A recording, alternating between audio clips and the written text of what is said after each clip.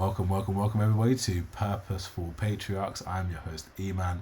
We're continuing our episodes on whether black men hate black women, and sort of just debunking the fact that this matriarchal culture where black women lead the community really holds back the progress of family formation, and this is one of the things that can really change the black community, because we can't deal with white supremacy when we're all atomized. We need to get back to family building. It's going to be very difficult, but we can definitely try.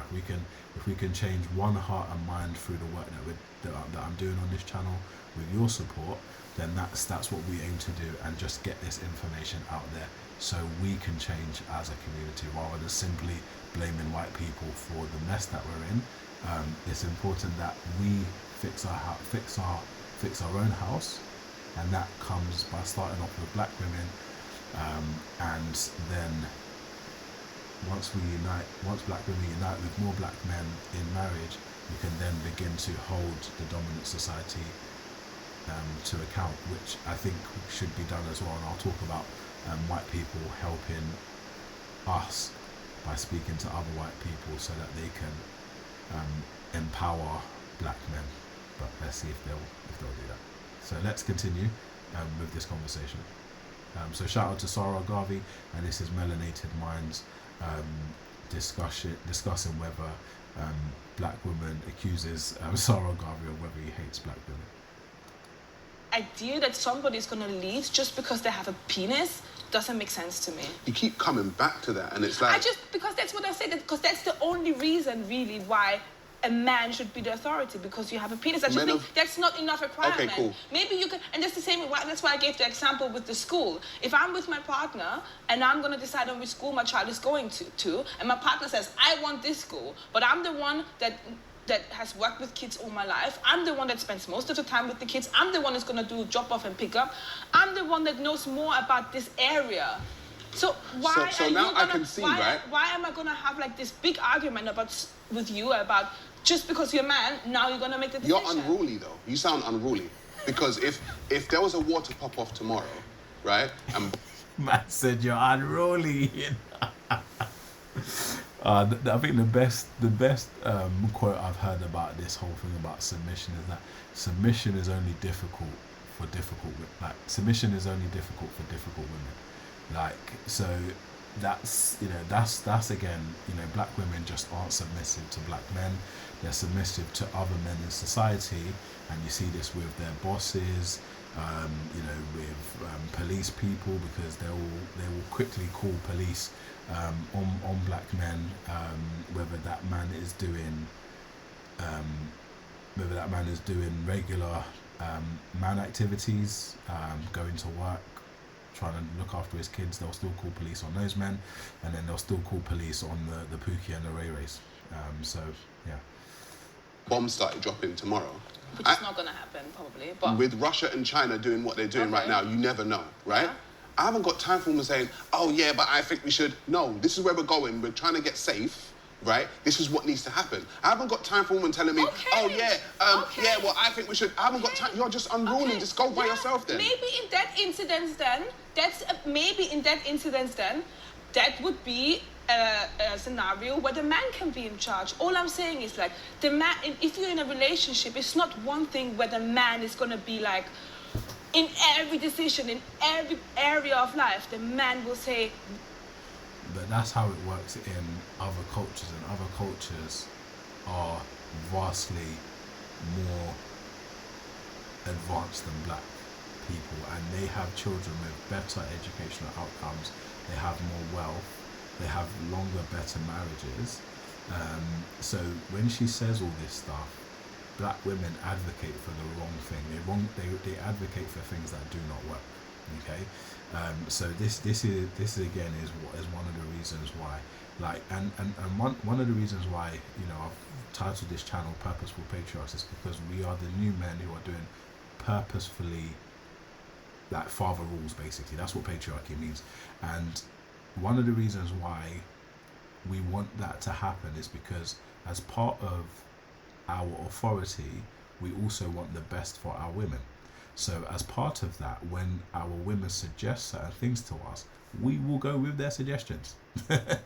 We will go with some of their suggestions. Sometimes that we will lead and go with our suggestions, but those decisions, if you can't, if you don't agree with your wife, or you think that she wants to go in a particular way, you think, oh, you know what, let's go down that route, then you go down that route. That's part of the wisdom that God bestows upon men who do want to be husbands and do want to be fathers, because men understand that sacrifice means that you don't just think of yourself.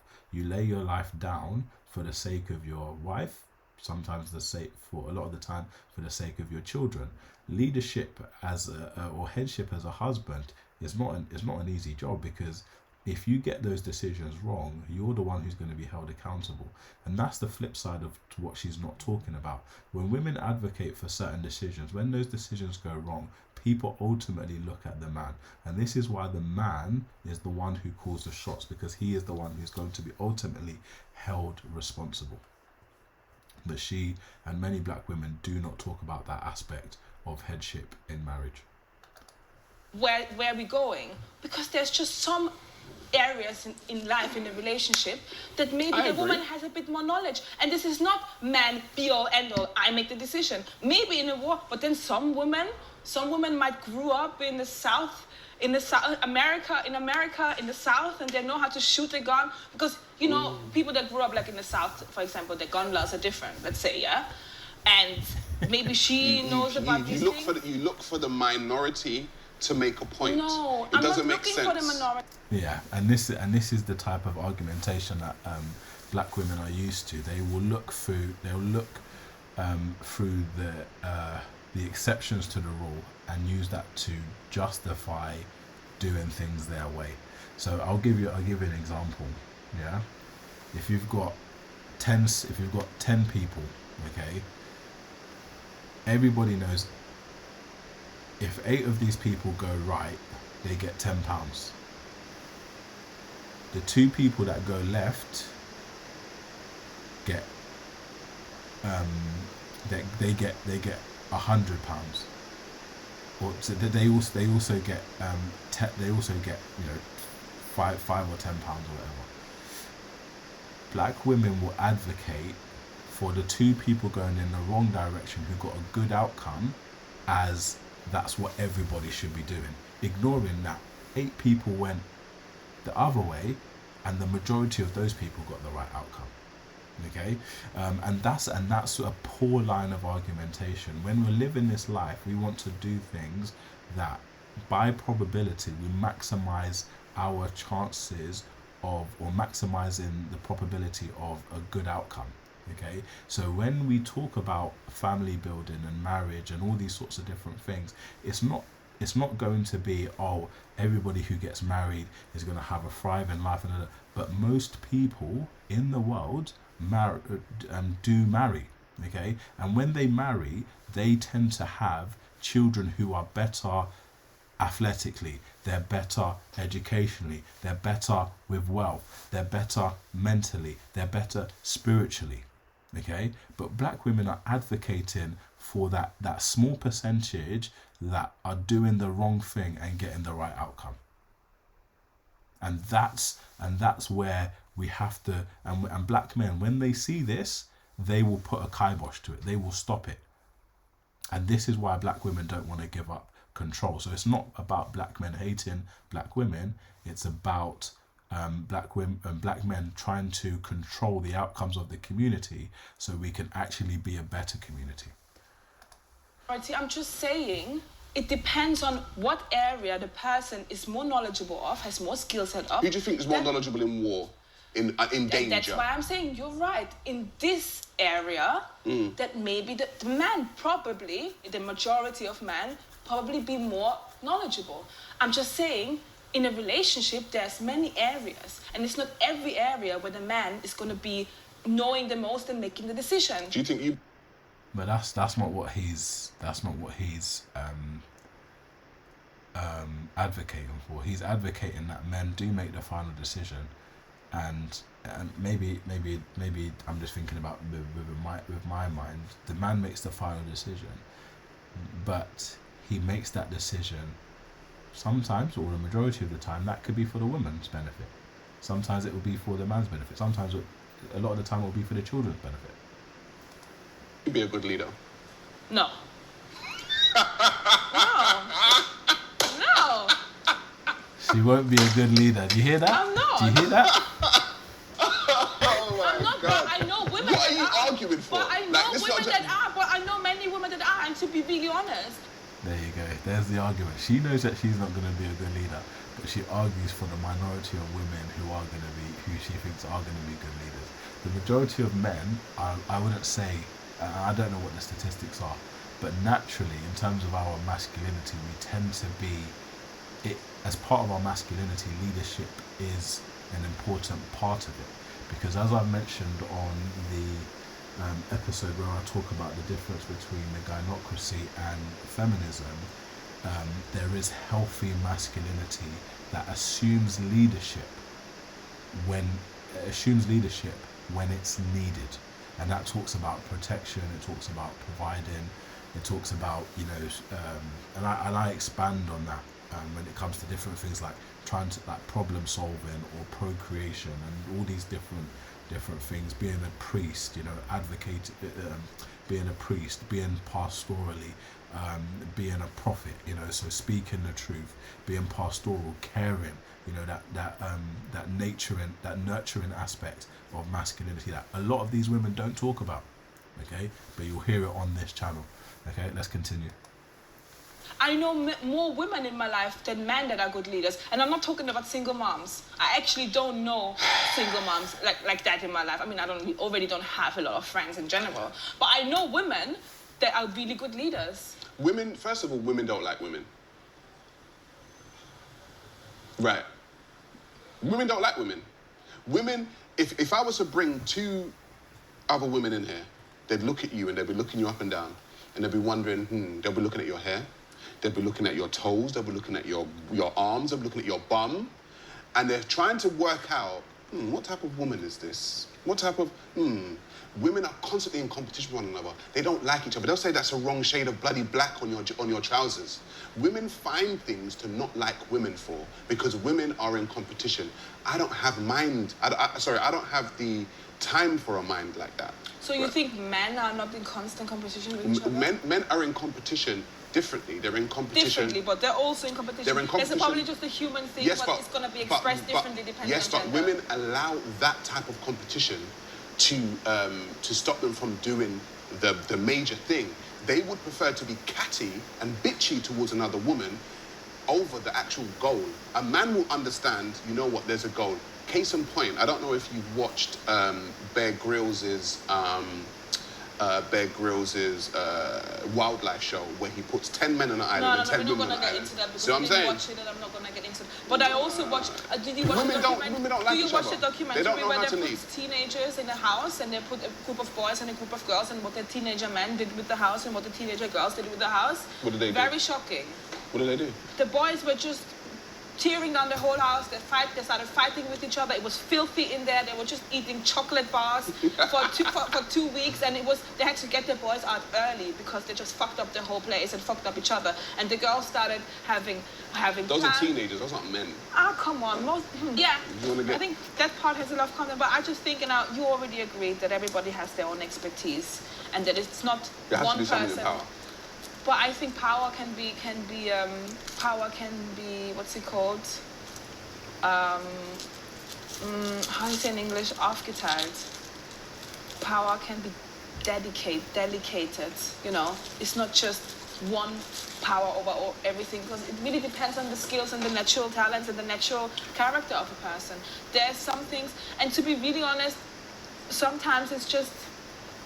To be really honest, for example, I had a lot of things sometimes with my ex-boyfriend who really helped me to get bobbing off the ground, and there's lots of areas where I must honestly say, if I wouldn't have listened to him, in terms of motivation, generally things. You listen to your man? Yeah, no, of course I do. That was my best friend. We had that relationship without my ex-boyfriend. This bobbing. Then if he's your best friend, why are you not with him? And why didn't you get married to him?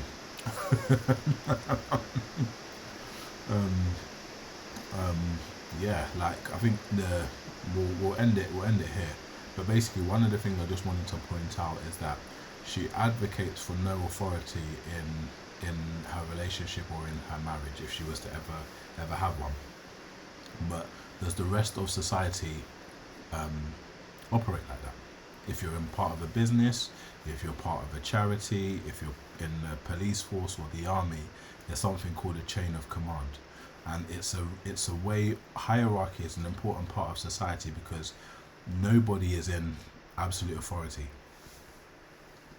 People answer to people always have to answer to somebody. If you're the King of England, you can't go and now be the King of Netherlands.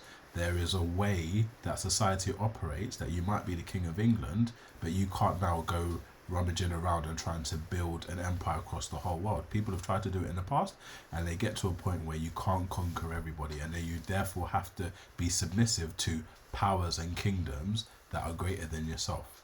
Okay, even within businesses, if you're a director, you're still subject to the CEO or to the CFO or to the CTO.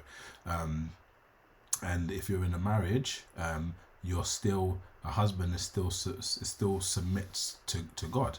You know, a husband still submits to society in terms of making sure that he, like socially, he's submissive to society and making sure that his family is cared for and protected. It's not being a husband is not carte blanche to go and do whatever you want to, and this is what I believe it says in like First Peter 3 in the Bible, and I'll quickly read that to you.